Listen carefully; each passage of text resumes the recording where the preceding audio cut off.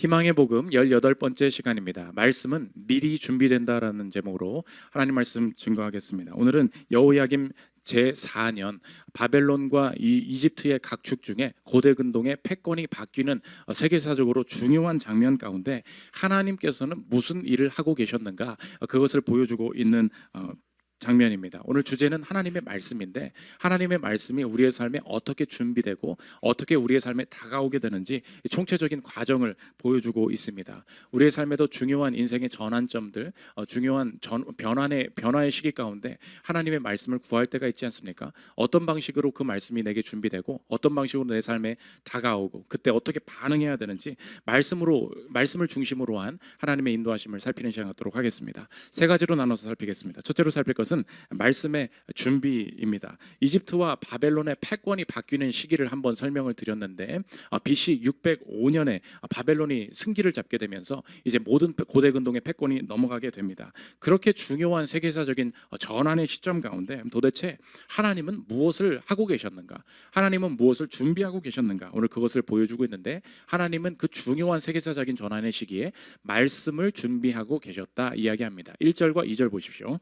유다의 요시야 왕의 아들 여호야김 제4년에 여호와께로부터 예레미야에게 말씀이 임하니라. 이르시되 너는 두루마리 책을 가져다가 내가 내게 말하던 날 곧 요시야의 날부터 오늘까지 이스라엘과 유다와 모든 나라에 대하여 내가 내게 일러준 모든 말을 거기에 기록하라. 이 당시의 세계에서는 무언가를 적는 것이 익숙한 시대가 아니었습니다. 모든 것을 구술, 말로 하고 그것을 외우고 기억하는 것이 시대의 문화였고, 특별한 것이 있을 때에만 기록을 하는 것이었기 때문에 기록은 그렇게 쉬운 것이 아니었습니다. 그런데 갑자기 하나님께서 이 말씀 모든 것을 기록하라. 왜 그렇습니까? 기록된 모든 것이 들려지고 기록된 모든 것이 전파되어야 될 상황이 곧 나타나게 될 것이다. 그것을 아셨기 때문에 말씀을 기록하라고 미리 준비시키신 것이었습니다. 오늘 본문은 성경 중에서 유일하게 우리가 읽고 있는 이 성경이 어떤 방식으로 기록되어졌는가, 이것을 라이브 방송처럼 보여주고 있는 본문인데, 특별히 선지서 같은 경우는 이런 경우 이렇게 쓰여졌겠구나, 예레미야가 하나님의 말씀을 받고 이것을 받아 적는 사람이 있었다, 그래서 성경의 메이킹 필름이다, 이렇게 볼 수 있습니다. 다른 본문에는 나오지 않는데 성경이 만들어지는 제작 과정이 유일하게 나오는 본문이 이 본문이다, 신학자들이 이렇게 이야기를 합니다. 4절 한번 보십시오.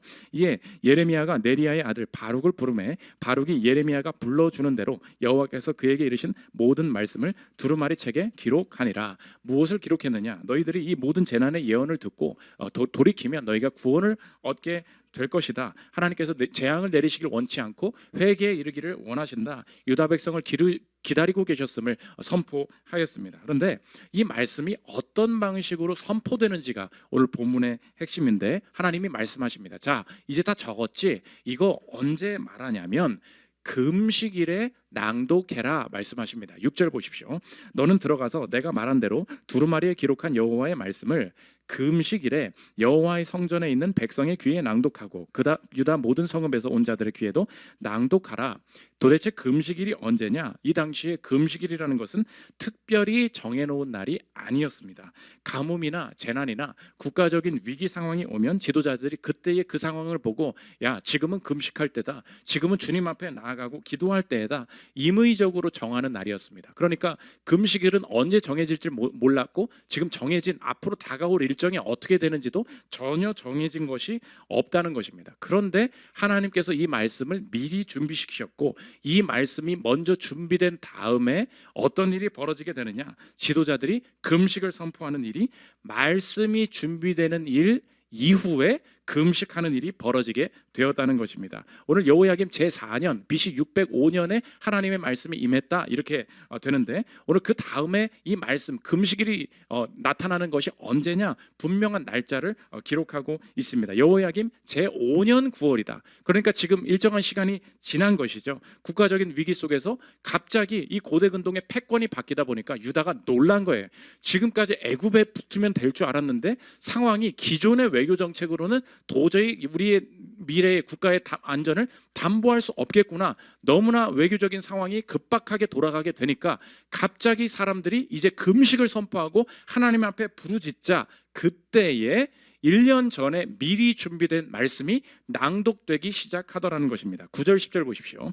유다의 요시야 왕의 아들 여호야김의 제5년 9월에 예루살렘 모든 백성과 유다 성읍들에서 예루살렘에 이른 모든 백성이 여호와 앞에서 그 음식을 선포한지라. 바룩이 여호와의 성전 윗들 곧 여호와의 성전에 있는 세문 어귀 곁에 있는 사반의 아들 서기관 그마랴의 방에서 그 책에 기록된 예레미야의 모든 말을 모든 백성에게 낭독하니라. 하나님께서 저와 여러분의 삶에도 중요한 위기의 때마다 인도하시고 악에서 구원하시기 위해서 우리보다 앞서서 일하시는 방식이 무엇이냐, 그것을 정리하면 오늘 제목과 같다는 것입니다. 말씀은 미리 준비된다는 거예요.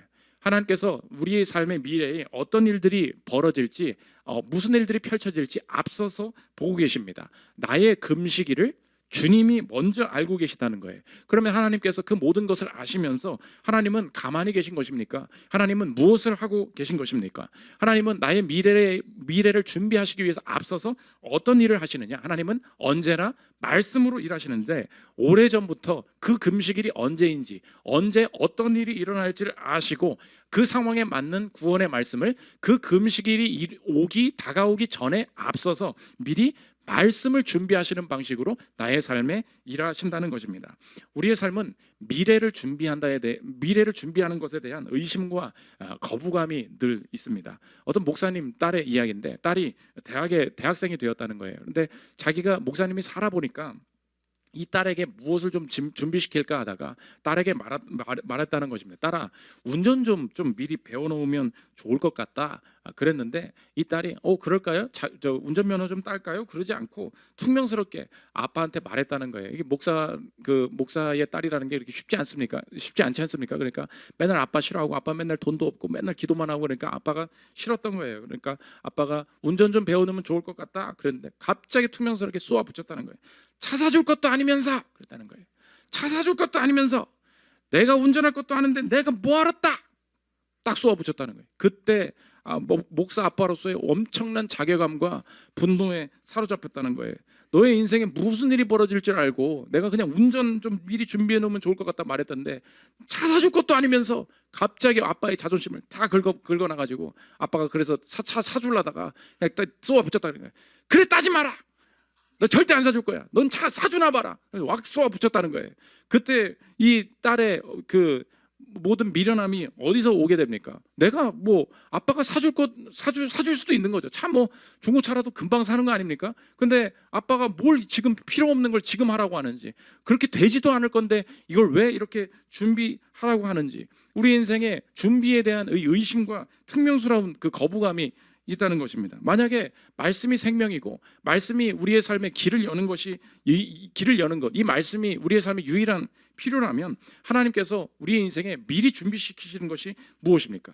말씀으로 준비되어 가고 말씀으로 우리가 채워지는 시간을 분명하게 통과하게 하신다는 것입니다.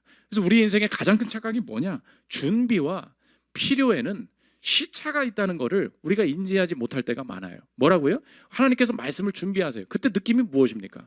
이거 어디다 써먹으려고? 오늘도 우리 성경 설교 제목이 나의 지금 현 상황에는 맞지 않습니다. 현 상황에는 전혀 필요가 없는 말씀입니다. 우리가 이렇게 내팽겨칠 때가 많아요. 근데 우리 인생의 큰 문제들, 그리고 어마어마한 가속도로 밀어붙여야 될 우리의 삶에 미리 준비해야 될 것이 무엇이냐? 말씀으로 채워지고 준비되어야 돼요. 그래서 언제나 이 준비될 때는 몰라요.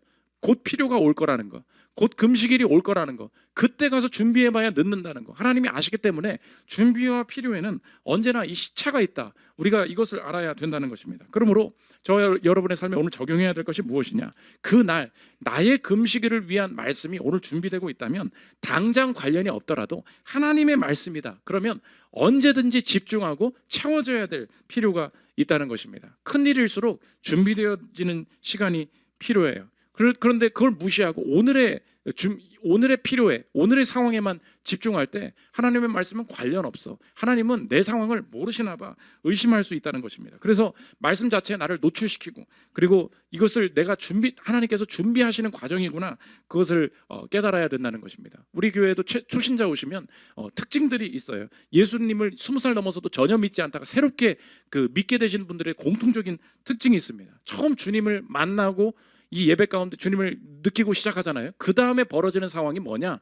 하나님께서 집중적으로 이 사람들에게 말씀을 읽게 하세요. 미친 듯이 막 성경을 읽고 뭐 다 이해되세요? 이해가 안 된대. 그런데 재밌대. 하나님께서 읽게 하시는 것 같아요. 그래서 막 1독을 금방 하고요, 2독을 금방 하고요. 어떤 분들 만났더니 목사님 유튜브 설교 다 들었어요 그러는 거예요. 나도 다 안 들은 거. 맨 처음에 시작되는 그 옛날에 이상한 데서 설교하던 거기서부터 여기까지 다 들었다는 거예요. 아니 언제 시간이 되세요? 막 샤워할 때도 듣고 차 들어갈 때도 듣고 막 자기 전에도 듣고 그리고 틀어놓고 가끔 자기도 하고 그러면 잠이 또 잘 온대. 도대체 이게 듣는다는 건지 틀어놓는다는 건지 모르겠는데 하나님이 어떤 시간에 집중적으로 그냥 막 듣고 싶은 거예요. 막 듣게 하시는 말씀 가운데 나를 계속 노출시켜라. 그냥 틀어놔라. 계속 들어라. 하나님께서 그런 과정들이 있습니다. 그거 다 어떤 과정입니까?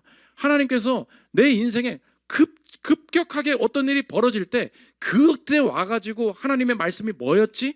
그렇게 안 되거든요. 그러니까 우리의 마음을 말씀으로 다지시는 거예요. 말씀으로 기경하시는 거예요. 충분하게 말씀에 젖어 있어야 그때 우리 인생의 치열한 패권이 바뀌고 세계사가 바뀌고 우리 인생의 국면이 전환될 때 준비된 말씀이 우리 인생 가운데 작용하게 되는 역사를 경험하게 하신다는 것입니다. 준비하는 것이 얼마나 중요한지 저의 인생에도 하나님께서 이 목회를 하시기 위해서 목회를 하게 하시기 위해서 준비하게 하신 과정들이 너무 신비하게 있다 느낄 때가 있습니다. 우리 교회는 찬양 인도를 제가 그냥 다 하지 않습니까? 그러면은 우리 교회는 비교적 전 세대가 다 모인 경우가 있어요. 근데 어떤 개척교를 보면은 젊은 사람들만 계속 옵니다. 그래서 우리 교회는 젊은 교회래요. 그래서 예배를 들어보면 내가 볼 때는 젊은 교회가 아니라 어른이 못 오는 교회예요.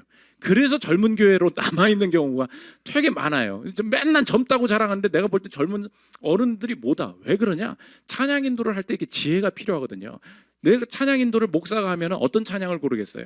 젊은 개척교회 목사니까 내가 좋아하는 찬양을 한다고. 그러면 이제 어른들이 여기 이 교회는 어떤가 와봐요. 그러면은 따라가지를 못하는 거야. 그러니까 내가 좋아하는 찬양만 계속 하니까 부르지를 못하는 거예요. 찬송가는 젊은 목사가 더 모르거든. 복음성가 옛날 그 찬양들도 더 모르고. 근데 제가 어떤 분들이 그러시더라고. 목사님은 찬양의 프레임이 되게 넓대. 최신 것도 있지만 진짜 이거 모를 것 같은 건 나도 모르는 것도 알고 있다는 거예요. 왜 아냐? 제 부모님이 부모님이 젊으셨을 때 중고등부 교사를 하셨거든요. 중고등부는 늘 수련회를 가지 않습니까? 애를 놓고 갈 수가 없는 거예요. 그럼 제가 따라가지 않습니까? 초등학생이 무슨 일을 하겠어요? 옛날에 PPT가 없었어요. 가사를 봐야 되니까 OHP 필름이라고 아십니까? OH 그 영상 이거 틀어놓고 OHP 가사를 올려줘야 된단 말이에요. 그러니까 그 가사 내가 맨날 적고 그 가사 바꿔주고 늦게 바꾸면 야 빨리 넘기라고 혼나고 그런 일들을 초등학생인 제가 맨날 맡았다는. 그때 제가 느낀 게 뭐냐? 이 찬양 부르면 제가 우는구나. 이 찬양 부르면 저 사람이 좋아하는구나. 그런 거를 다 배운 거예요. 그 7080 찬양들을 다 외우고 부흥회 때 반주해주고 모든 찬송가 다 외우고 그런 일들이 그냥 벌어졌어요. 그냥 나는 엄마 도와줘야 되니까 따라가서 했던 일이라고. 그러고 나서 목회를 딱 하니까 목사님 이상한 젊은 사람들은 맨날 목사님 위로부 좀 해요. 뭐 이상한 건 좀 해냐. 아니야. 그건 때가 아니야. 맨날 막아요. 그럼 이상한 찬양만 가져오는. 그런데 이상해. 막 장년이 들어. 내일 일은 난 몰라요. 뭐 이런 걸 막 부르는 거예요. 그러면 장년들이 놀래. 어떻게 목사님 내가 은혜 받았던 그 찬양을 아십니까? 막 이야기를 한다는 거예요. 근데 젊은들 모르겠어. 젊은 사람들은 그 찬양 진짜 몰라. 나는 그 찬양 몰라요. 맨날 그러거든요. 젊은 사람들은 몰라요. 근데 이런 거를 이렇게 조화롭게 하다 보니까 많은 세대들이 알 수 있다. 제가 뭐 찬양을 공부했습니까? 근데 지나 보니까 아는 거예요. 하나님이 나의 인생에 이 찬양 인도를 위해서 준비하게 하신 여정들이 있구나. 지난주에 카자흐스탄 선교도 마찬가지였습니다. 갔는데 금요일날 말씀 수련회가 그들을 하거든요. 근데 설교 시간을 2번을 배정을 받았어요. 그래서 2번의 설교를 잘 준비를 했습니다. 무슬림 국가다 보니까 하나님, 예수 그리스도의 하나님 되심에 대해서 오해들이 많아요. 그래서 그런 것들을 풀어주는 굉장히 좀 골치 아픈 설교들이 있었습니다. 근데 하나님이 너무 은혜를 주셔서 2번 설교를 준비해 갔는데 첫 번째 설교를 할 때부터 이상한 거예요. 40여 명의 성도들이 정말 하나님의 은혜 가운데 이게 말씀을 전달할 때 통역을 거쳤음에도 불구하고 이게 성령의 임재구나. 2번째 말씀이 증거되는데 온 성도들이 이상해요. 울리려고 울린 게 아닌데 다 울기 시작하면서 막 회개하고 새 힘을 얻는 역사들이 너무 신비하게 벌어졌습니다. 그래서 너무 감사하다. 하나님이 이 말씀의 선포 가운데 은혜를 주셨구나. 그리고 나서 나눔 시간이 있었습니다. 근데 갑자기 선교사님이 와서 저한테 물어보는 거예요. 목사님 한 번 더 하면 안 되냐고. 뭐 설교를 한 번 더 해달래요. 준비된 게 없잖아요. 그래서 다음 기회에 이렇게 얘기를 하려다가 아니 너무 원래 나눔 시간인데 우리끼리 나눠봐야 뭐가 안 나온다는 거야. 우리끼리 뭔 소리 해봐야 뭐가 안 되고 차라리 말씀을 한 번 더 듣는 게 낫겠습니다. 오해 한 번 더 해주실 수 있겠습니까? 안 됩니다. 이럴 수가 없잖아요. 근데 이상하게 1초 만에 딱 생각나는 거야. 이 말씀 전해야 되겠다. 제가 여러 이제 집회를 가거나 할 때 하나님께서 정말 이 말씀을 주의하고 이렇게 적용하는 거는 하나님이 내게 주신 말씀이다라고 생각하는 몇 가지 그 말씀들이 있었을 거 아닙니까? 근데 이 성도들에게 이 말씀 전해야 되겠다. 전해 주실 수 있을까요? 라고 말할 때 1초 만에 그게 딱 생각나는 거예요. 그래가지고 제가 하겠습니다. 바로 그래가지고 아무 원고 없이 그냥 또 1시간을 막 했어요. 그때 느껴지는 게 뭐냐? 이거는 실력이 아니구나. 하나님께서 무슨 일을 하게 하실 때 나중에 느끼게 돼요. 내 실력으로 이걸 했어. 아니에요. 하나님이 준비시키셨구나. 이것이 하나님께서 우리의 미래를 여시는 과정이라는 것입니다. 그러므로 오늘 성도 여러분들 꼭 명심하십시오. 준비와 필요에는 시차가 있습니다. 하나님이 그 급박한 국면의 전환 가운데, 세계사적인 전환 가운데, 우리 직장과 가정의 여러 가지 그 분기점 가운데 하나님은 무슨 일을 하고 계십니까? 오늘 말씀의 대답이 무엇입니까? 하나님은 언제나 말씀을 준비하고 계신다. 그 말씀의 준비 가운데 순복할 때에 우리의 새로운 미래가 열릴 수 있다는 것입니다. 두 번째로 살펴볼 것은 말씀의 도달입니다. 예레미야가 열심히 말씀을 적었어요. 문제는 무엇입니까? 내가 혼자 적으면 뭐예요? 이 말씀을 들어야 될 사람은 저기가 있다고. 왕이 왕한테 말을 해야 돼요. 근데 왕이 예레미야 싫어하거든. 이 말을 듣겠냐고요. 근데 이 유다의 운명을 쥔 왕한테 이 말씀이 어떻게 갈 수 있느냐? 하나님께서 오늘 두 번째로 보여주시는 확신이 무엇이냐? 하나님이 말씀을 준비하셨다. 그리고 어떤 사람에게 이 말씀이 들려지기를 원하신다. 하나님이 그 말씀이 들려지는 것을 뜻하시면 언제나 말씀은 무조건적으로 도달하게 되어 있다. 오늘 성경이 그것을 보여주고 있다는 것입니다. 말씀의 도달은 무조건적이라는 거예요. 오늘 바룩이 적었잖아요. 바룩이 낭독했습니다. 하필 미가야라는 사람이 야 이거 그냥 듣고 있을 게 아니라 관리들한테 알려줘야 될 것 같은데 라고 하면서 관리의 방에 들어갔더니 하필 그 방에 모든 관리가 다 모여 있었다. 오늘 성경을 쭉 제가 읽을 텐데 읽어가면서 무엇을 봐야 돼? 연결고리가 계속해서 이어지면서 이 말씀이 예레미야의 입술로부터 나왔는데 이 말씀이 도달해야 되는 왕까지 하나님께서 섭리 가운데 무조건 거쳐서 결국 그 왕의 귀에 들려지게 만드시는구나. 이것이 오늘 본문의 핵심입니다. 11절 12절 보십시오. 사반의 손자여 그마라의 아들인 미가야가 그 책에 기록된 여호와의 말씀을 다 듣고 왕궁에 내려가서 서기관의 방에 들어가니 모든 고관 곧 서기관 엘리사마와 스마야의 아들 들라야와 악볼의 아들 엘라단과 사만의 아들 그마랴와 하나나의 아들 시드기야와 모든 고관이 거기 앉아 있는지라. 고관들이 딱 들었는데 뭐라고? 하나님이 말씀하셨다고? 야 이거 진본 맞아? 그러면서 하는 말이 뭐냐? 아까 그거 직접 썼던 바룩 다시 불러와. 그러면서 이것이 진본이 맞는지 바룩한테 직접 듣기를 원하고 직접 듣고 이거 진짜구나 확인한 다음에 왕에게 말해야지. 이제 이걸 모르는 사람은 왕밖에 없잖아. 결국 왕에게까지 갑니다. 13절 보십시오.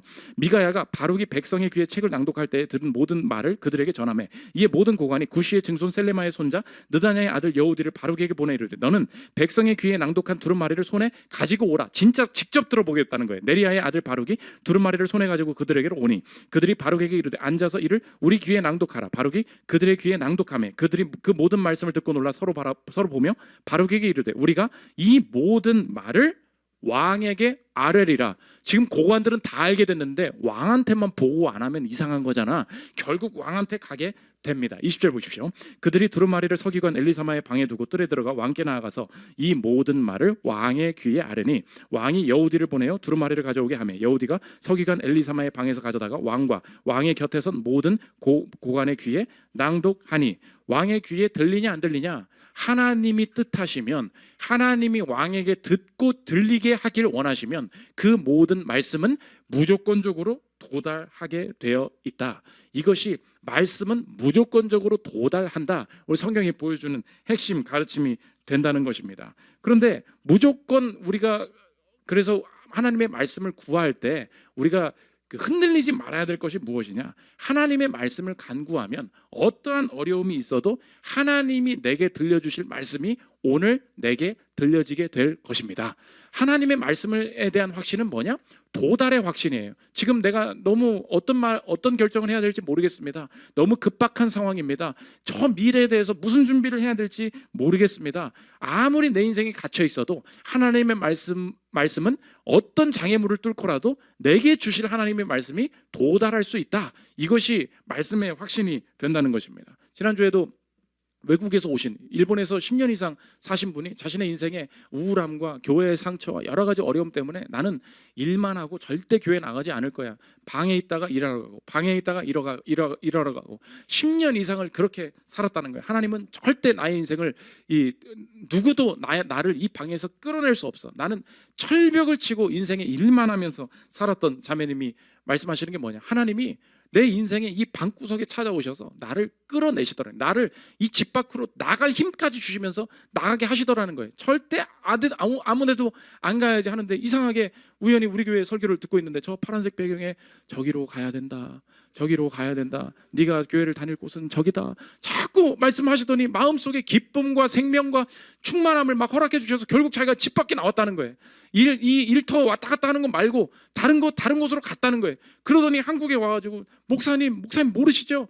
하나님께서 말씀이 막 살아 움직이는 게 보입니다. 말씀이 내 인생을 막 떠다니는 게 보입니다. 말씀이 내 인생을 막 움직이는 게 보입니다. 그런 고백을 하시는 걸 들어봤습니다. 내가 아무리 철벅쳐도 하나님이 들리게 하실 말씀 분명히 들리게 된다는 것입니다. 그러므로 우리 적용해야 될 게 무엇입니까? 하나님의 말씀은 도달에 실패하지 않는다는 거예요. 내가 듣지 않는 것이 문제지 오늘도 아무리 급박해도 주님 듣기를 원합니다. 하나님께서 들려주신 말씀이 분명히 있다는 것입니다. 저도 인생의 큰 방향을 결정짓는 날 말씀을 기다리는데 뭔가 잘 모르겠는 거예요. 제가 군대를 다녀온 이후에 내가 자격증 시험을 한번 볼 것이냐 말 것이냐, 행시 준비를 할 것이냐 바로 복학할 것이냐, 아니면 회계사 준비를 할 것이냐 바로 복학할 것이냐. 근데 이제 군 휴학이 끝나고 일반 휴학을 등록을 해야 될지 말아야 될지 마지막에 월요일 날 이게 마감인데 주일 예배를 드릴 때에도 하나님께서 주시는 어떤 방향성이나 마음들이 아직 잘 모르겠는 거예요. 주님, 그래도 주님이 선하게 이끌어 주실 줄 믿습니다. 저녁 예배까지 쭉 남아 있어요. 그냥 하나님 앞에, 말씀 앞에 나를 노출시켜 놓는 거예요. 그냥 주님 뜻대로 하십시오. 저녁 예배 설교를 봤는데 또 이상한 제목이야. 나랑 관련 없는 거야. 뭐 선택할 땐 이렇게 하라, 뭐 이런 게 돼야 되지 않습니까? 근데 뭐 그럴 때 꼭 여러분, 그래서 주님이 말씀을 주실 때 꼭 말씀이 제목이 이상한 거야. 그럴 때가 좀 많아요. 그래서 내가 모르겠습니다. 주님, 내가 아직도 그 당시 설교 그때 그 장면, 그때 그 목소리가 저는 아직도 남아있어요. 여러분도 그럴 때가 있죠. 하나님 어떻게 결정해야 하면, 근데 다른 사람들은 그렇게 못 느꼈겠죠. 그 말씀을 듣고 있는데 설교 중에 목사님이 그런 말씀을 하시는 거예요. 여러분이 인생에 앞에다가 여러분이 스스로 넘기 힘든 산을 여러 개 스스로 만들어 놓고 스스로 자꾸 넘으려고 하지 마십시오. 그러는 거예요.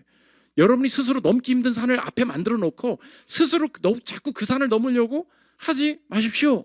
그렇게 말하는데 제 인생에 그 말이 들려오는 순간에 내가 이 자격증을 준비하지 않으면 어떡하지? 이 선택이 잘못됐으면 어떡하지? 나중에 이 공부를 안 해서 나중에 후회하면 어떡하지라는 모든 두려움과 염려가 확 사라지면서 완전한 자유함과 기쁨, 그냥 감사함으로 복학하면 되겠구나라는 기쁨이 내 안에 확 샘솟는 거예요. 다른 사람은 그게 아니었겠죠. 그게 무슨 적용입니까? 근데 하나님 앞에 기도하는 가운데 내 인생에 임하는 말씀이다. 나의 인생을 결정짓는 말씀이다. 그래서 과감히 결정했는데 한 번도 그 결정에 대해서 후회한 적이 없어요. 우리 인생의 진짜 문제가 뭔지 아십니까? 말씀이 안 온다, 모르겠다, 그거 핑계대는 그것이 문제가 아니라 내 인생에 실제로 말씀을 거부하면서 망하게 된다는 것입니다. 오늘 말씀이 들려올 건데 말씀에 대한 반응이 오늘 나오죠. 여호야김이 어떻게 반응합니까? 궁전 관리였던 여우디를 불러와서 이 말씀 읽어봐라. 근데 오늘 얼마나 이 악랄한 그 불순종이 나오게 되는지, 그거 말씀 안 들어, 이렇게 한 게 아니라 한번 읽어봐. 그럼 그 당시는 이 두루마리였어요. 두루마리를 하나씩 이렇게 이쪽으로 접어가면서 이쪽으로 말고 이쪽으로 펴면서 이 문단에 있는 것들을 쭉 읽어가는 거예요. 그러면 안 들어 이게 아니라 읽어봐 그러는 거예요. 그럼 읽어볼 때 한 문단에 쫙 다 읽습니다. 그럼 이걸 이쪽으로 접고 이쪽으로 펴야 될 거 아니에요. 그때 잠깐만 가져와. 다 읽었어? 그 다 읽은 부분만 칼로 싹 자르는 거야. 그러더니 겨울 궁전이라 그러죠. 겨울에 화로가 피어져 있는데 거기다 태웁니다. 그 부분을 딱 읽었을 때 그것에 대한 거부함으로 그것만 태워버리고 다시 읽어. 그러더니 쭉 다시 펴는 거예요. 이거 자르면 안 될 것 같은데. 여우디가 덜덜거리면서 다시 손을 펴서 읽습니다. 그러면서 그 한 문단을 다시 읽습니다. 다 읽었어? 잠깐만 가져와. 그러더니 거기 부분만 칼로 다시 잘라요. 그러더니 또 태웁니다. 또 읽어. 이거 이렇게 하면 안 될 것 같은데. 다시 읽습니다. 또 읽으면 또 그 부분만 잘라서 계속 태워서 모든 말씀을 다 태워 버렸다. 악랄한 불순종이죠. 22절 보십시오. 그때는 아홉째 달이라 왕이 겨울 궁전에 앉았고 그 앞에는 불 피운 화로가 있더라. 여우디가 선호 쪽을 낭독하면 왕이 면도칼로 그것을 연하여 베어 화로불에 던져서 두루마리를 모두 태웠더라. 말씀과 충돌하면서 여호야김의 운명이 어떻게 결정되게 되느냐? 우리가 말씀을 불순종했기 때문에 그래서 망하지 않습니다. 내 인생에 지금까지 불순종의 악을 저질렀기 때문에 그래서 망하는 것도 아니라는 거예요. 여호야김이 어떻게 망했어요? 그 순간 주어지는 하나님의 말씀에 거부하면서 망하게 되었다는 것입니다. 이 불순종이 얼마나 악랄한 것인지 크리스토퍼 라이트가 이렇게 주석합니다. 들어보십시오. 그러나 그는 그 말씀을 듣지 않을 것이다 라고 말하는 것으로 만족하지 않았고 모든 말씀을 끝까지 들은 다음 그 모든 말씀을 공개적으로 거부했다. 여호야김이 하나님의 말씀을 거부한 것은 성급한 실수가 아니었다. 그것은 성경에 수록된 하나님의 구술된 말씀과 글로 기록된 말씀에 가장 의도적으로 반항한 것이었다. 그러므로 하나님의 말씀이 들려올 것입니다. 그런데 여러분 명심하십시오. 이렇게 적용해야 됩니다. 어떻게 적용할 수 있습니까? 말씀은 제한하지 않는다는 거예요. 말씀은 절대 여러분에게 제한하지 않습니다. 여러분의 인생에 말씀을 들을 때 착각이 뭔지 아십니까? 이런 방법도 있지 않겠니? 의견으로 들어요. A도 있고 B도 있고 C도 있는데 D라는 지혜로운 방법도 있단다. 하나님 새로운 아이디어가 없을까요? 다른 방법도 없을까요? 더 효율적이고 지혜로운 방법이 있으면 그 중에서 골라볼게요. 착각하지 마십시오. 하나님의 말씀은 우리에게 제한하지 않습니다. 하나님의 말씀은 뭐예요? 생명이에요. 그러면 이 생명을 택하지 않으면 어떻게 되는 거죠? 죽는다는 거예요. 다른 거는 다 죽는 길이고 이것이 생명길이에요. 이것이 말씀의 위험한 점입니다. 우리가 말씀이 들려오면 그냥 내가 판단할 수 있다고 생각해요. 말씀은 그렇게 무서운 것입니다. 말씀이 왜 두렵고 떨림으로 받아야 되는 거죠? 말씀은 생명이기 때문에 그래요. 그러면 생명이라는 게 뭐예요? 이 생명을 거부하면 죽는다는 거예요. 말씀은 절대 옵션이 아닙니다. 제한하지 않아요. 여러분의 인생에 말씀이 들려오고 이렇게 살아야 된다는 말씀이 하나님 앞에 들려올 때 여러분이 어떻게 생각합니까? 아, 이것에 순종해야 되겠다. 사랑해야 되겠다. 미움을 버려야 되겠다. 이런 말씀이 들려오죠. 그럴 수도 있고 아닐 수도 있는 거지. 그 참 좋은 방식이긴 한데 이런 방식도 택해보면 좋을 것 같아. 우리가 말씀을 받아들이는 방식이 어때요? 하나의 옵션으로 받아들인다고. 그러니까 우리 인생이 여전히 잔재되어 있는 것은 무엇입니까? 다른 지혜로운 살 수 있는 방법도 많이 있어. 그런데 하나님의 말씀이라는 것은 내 인생에 더 큰 효율을 가져오는 거야. 더 지혜로운 방법이 있기 때문에 그걸 택하는 거야. 우리 인생에 여전히 나의 인생에도 생명이 남아있다고 생각한다고. 말씀은 제한하지 않습니다. 말씀이 들리기를 원한다라고 말할 때 명심하십시오. 그건 무서운 이야기입니다. 하나님의 말씀을 듣기를 원한다고 할 때 여러분의 인생에 회개가 동시에 일어나야 됩니다. 어떤 회개입니까? 살 수 있는 다른 방법이 없음을 인정하는 거예요. 이것에 순종하지 않으면 죽음뿐임을 인정하는 거예요. 그때 단순한 말씀인데 두려운 거예요. 그 말씀이 들려올 때 옵션이 없음을 아는 거예요. 말씀이 들려왔다는 것은 이것 외에는 죽음이라는 뜻이에요. 이게 얼마나 무서운 일입니까? 그러므로 우리가 주의 말씀을 듣기를 원한다. 그때에 옵션이 아니라 이것은 생명이다라고 받아들일 때 그 마음, 회개의 마음과 같이 갈 때 하나님의 말씀이 도달하고 역사할 수 있다는 것입니다. 마지막 세 번째, 말씀의 회복입니다. 다 태웠어요. 여호야김은 살았고 말씀은 없어졌습니다. 하나님이 뭐라고 하시냐? 말씀은 사라지지 않아. 말씀과 충돌하는 존재가 사라지지. 오늘 뭐라고 하시냐? 다시 적어라. 27절 보십시오. 왕이 두루마리와 바룩이 예레미야의 입을 통해 기록한 말씀을 불사른 후에 여호와의 말씀이 예레미야에게 임하니라. 이르시되 너는 다시 다른 두루마리를 가지고 유다의 여호야김 왕이 불사른 첫 두루마리의 모든 말을 기록하고. 하나님의 말씀을 다 지울 수 있다고 생각했어요. 그러나 말씀만이 생명이기 때문에 하나님은 그거 똑같이 다시 적어라. 말씀은 살아남았고 말씀과 충돌했던 여호야김은 완전히 사라지게 되었다는 것입니다. 이것이 말씀을 거부할 때, 생명된 말씀이 도달할 때 그것에 거부한 자의 운명이 된다는 것입니다. 오늘 마지막으로 이 본문을 보여주면서 말씀은 살아남았다 하면서 이 본문이 우리에게 마지막으로 묻고 있는 질문은 이것입니다. Who are you? 너는 누구니? 우리가 이 본문을 볼 때 소망을 가질 수가 없어요. 왜 그렇습니까? 여러분도 말씀이 도달했을 때 말씀대로 순종하며 사십시오. 백날 드렸죠. 오늘 우리 인생이 어떻습니까? 나도 말씀대로 순종하지 않았고, 순종하지 않은 가정의 상황이 있고, 순종하지 않은 지금 내 마음의 상태를 내가 알고 있고, 순종을 머뭇거리는 내 인생을 내가 알고 있다고. 근데 오늘 말씀의 대답은 무엇입니까? 말씀과 충돌하면 어떻게 된대요? 말씀은 남고 내가 사라진다는 거잖아요. 말씀과 충돌하면 내가 죽는다는 거잖아요. 이 불순종한 운명을 내가 지금 맞이하고 있다는 것입니다. 여기 어떻게 소망이 될 수 있습니까? 근데 오늘 더 큰 성경을 알고 있는 우리로서는 이 본문에도 여전히 소망을 찾을 수 있다는 거예요. 오늘 여호야김이 말씀과 충돌했습니다. 말씀이 도달했을 때 제대로 순종하지 않았어요. 순종하지 않으면 죽는다, 망하는 거죠. 그러나 말씀에 순종하지 못했음에도 불구하고 말씀에 순종하지 않은 내가 말씀의 성취를 경험할 수 있는 길이 열렸다는 거예요. 말씀이신 그분이 직접 다시 오셔서 말씀의 성취가 말씀을 거부한 자들에게도 이루어질 수 있도록 일하신 분이 계시다는 것입니다. 예수님이시죠. 예수님을 어떻게 표현하냐? 요한복음에 예수님은 말씀이시다. 요한복음 1장 14절 보십시오. 말씀이 육신이 되어 우리 가운데 거하심에 우리가 그의 영광을 보니 아버지의 독생자의 영광이요 은혜와 진리가 충만하더라. 계속 한번 띄워주십시오. 말씀이신 예수님을 많은 사람들이 죽이려 했습니다. 그러나 말씀이신 예수님을 거부하고 죽을 때 말씀을 대적하는 자가 죽어야 되는데 말씀이신 예수님이 직접 죽으심으로 그 직접 죽으신 예수님이 우리에게 주신 생명은 무엇입니까? 말씀을 거부한 자들에게도 말씀의 성취가 이루어질 수 있도록 하신 그분의 일하심이 우리의 인생에 영생과 부활을 가져왔음을 믿으십니까?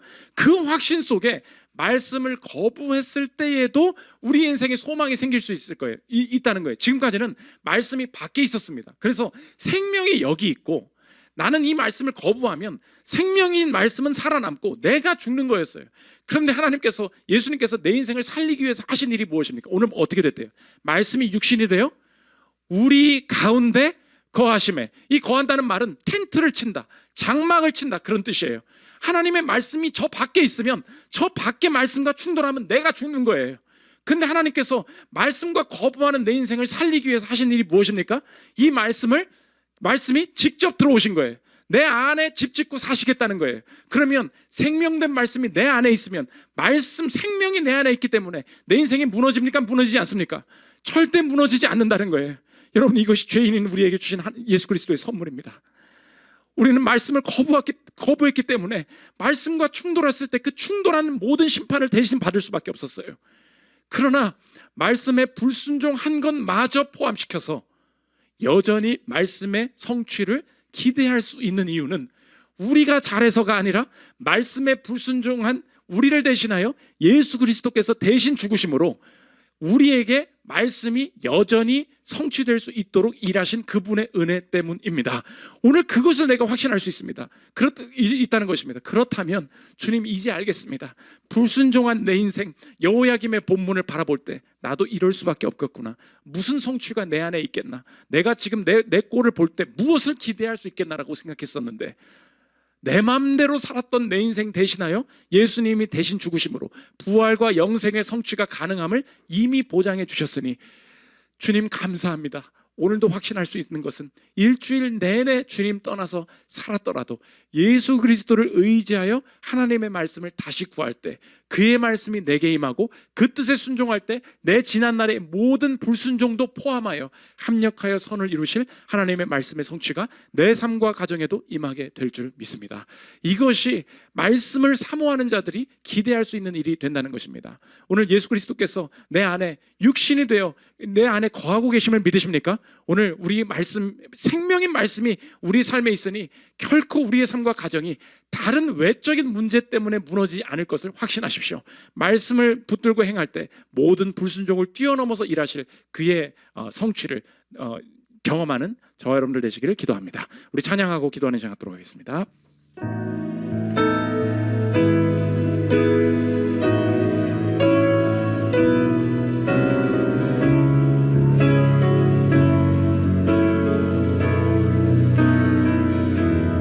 주 말씀 내 삶 비출 때, 주 말씀 내 삶 비출 때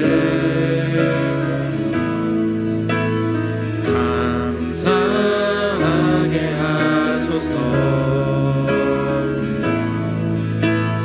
내게 주신 말씀, 그 말씀을 따라 살아가게 하소. 2절 주 말씀, 주 말씀 내 삶 비출 때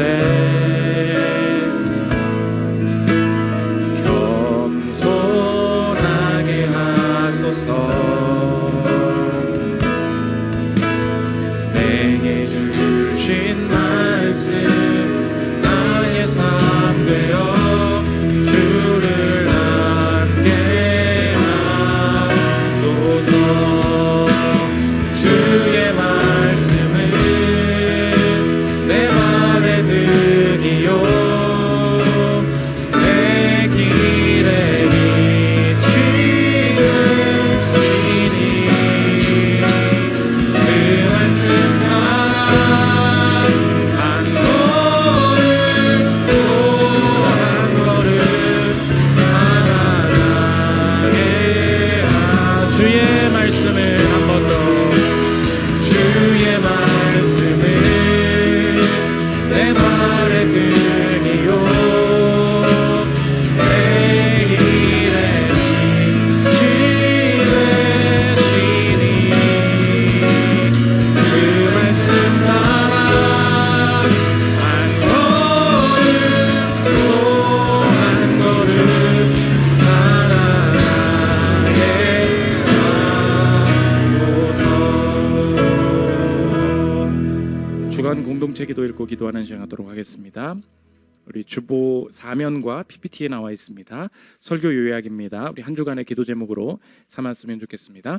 함께 읽겠습니다. 시작. 말씀을 미리 준비하시는 하나님, 나의 삶이 말씀의 성취를 준비하는 여정이 되게 하여 주소서. 준비의 때와 필요의 때에는 시차가 있음을 알게 하시고 말씀이 준비되는 과정을 성실하게 통과하게 하소서. 말씀을 도달하게 하시는 하나님, 내게 들려주실 말씀이 있다면 그 말씀은 무조건적으로 내 삶에 도달하게 될 줄 믿습니다. 그 어떤 상황에도 결코 늦지 않고 나에게 말씀하실 것을 신뢰하게 하소서. 말씀은 결코 제한하지 않습니다. 말씀이 들려온다는 사실을 두렵게 받고 유일한 생명길에 순종하게 하소서. 말씀을 회복시키시는 하나님, 말씀을 거부하고 태워버렸기에 죽을 수밖에 없었으나 말씀이신 예수님이 대신 죽으심으로 나를 살려주시니 감사합니다. 말씀을 거부한 죄인을 살리신 예수님을 구주로 모심으로 내 삶에도 말씀의 회복과 성취가 경험되게 하소서. 기도 제목 놓고 기도하는 시간 갖도록 하겠습니다. 기도하겠습니다. 하나님 아버지, 우리의 인생의 모든 여정들이 말씀을 준비하는 여정이 되기를 원합니다. 말씀에 내 자신을 노출시키게 하여 주시옵고, 오늘도 하나님께서 나의 인생의 그 시기를 아시며 미래에 벌어질 일들을 아시기에 오늘 주신 말씀 앞에 노출되는 상황들에 겸손하게 엎드리게 하여 주시고, 열심히 말씀을 읽고 열심히 설교를 듣고 하나님 주의 말씀 앞에 내 자신을 노출시키는 일을 하나님 아버지 게을리하지 않도록 주님 나의 인생을 도와주시옵소서. 무조건적으로 하나님께서 하실 말씀이 도달하게 될 줄 믿습니다. 하나님 아버지, 내 안에 들을 수 있는 마음만 허락하여 주시옵소서. 겸손한 마음 주시고 들을 귀를 주시고, 하나님 아버지, 그 말씀이 들려오는 것은 말씀은 결코 제한하지 않는다는 것을 알게 하여 주시옵소서. 다른 방법이 있는 것이 아님을, 유일하게 사는 길임을 알게 하여 주시옵소서. 오늘도 하나님께서 나의 인생에 말씀하실 때 하나님 아버지, 그 방법이 유일하게 사는 길임을 알게 하여 주시옵소서.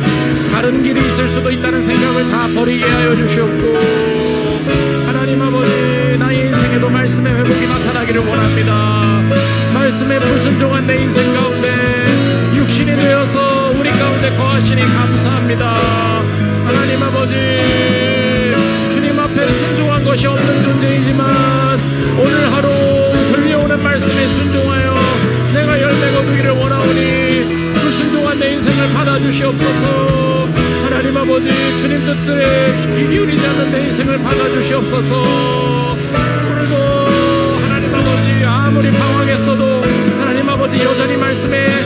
능력이 가능한 줄 믿습니다. 하나님 말씀 되신 예수 그리스도께서 나 대신 죽으셨음을 알고 오늘도 저주와 사망을 벗어나 말씀의 성취를 경험하는 인생 될 수 있도록 인도하여 주시옵소서. 주의 말씀은 내 발의 등이요 내 길의 빛이 되시니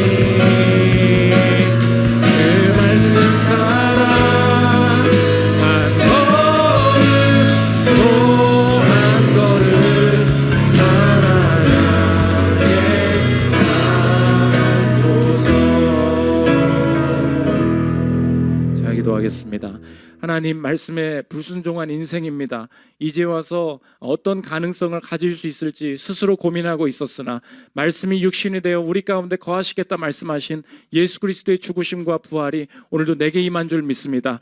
불순종했음에도 불구하고 여전히 말씀의 성취가 가능하다 말씀하시는 주님, 지난 날은 잊어버리고 오직 하나님께서 지금 주신 말씀에 순종하여 미리 말씀에 나를 노출시켜 준비되게 하여 주시고 무조건적으로 말씀은 도달한다는 사실을 알고 말씀은 결코 제한하지 않습니다. 들려주신 말씀 두렵게 받아서 순종하여 열매 거둘 수 있도록 인도하여 주옵소서. 예수 그리스도의 이름으로 기도합니다. 아멘.